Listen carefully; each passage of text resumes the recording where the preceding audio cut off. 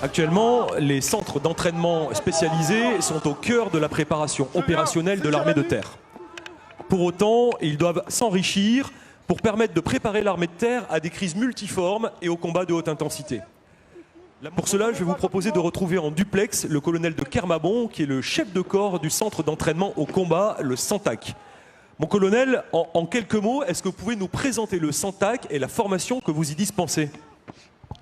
La mission du centre d'entraînement au combat, CENTAC, est d'entraîner et de contrôler les sous-groupements tactiques de l'armée de terre, c'est-à-dire les compagnies d'infanterie et les escadrons de cavalerie, avec leurs appuis interarmes du génie et de l'artillerie.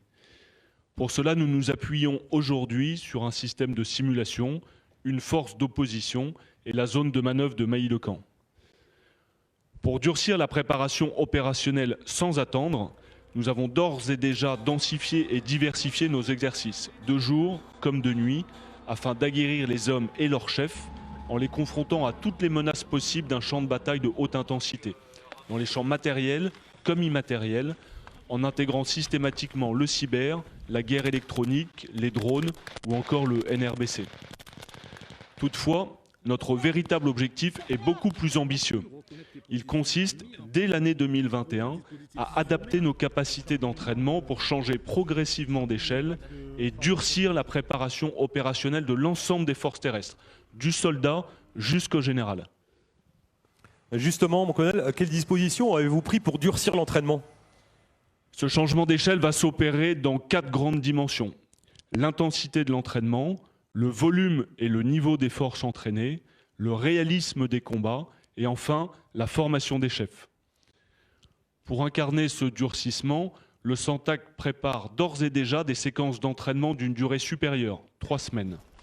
Ces exercices éprouveront les soldats et les chefs dans la durée en les confrontant à des situations tactiques de plus en plus complexes sans qu'ils disposent en permanence de leurs facteurs de supériorité technologique habituels.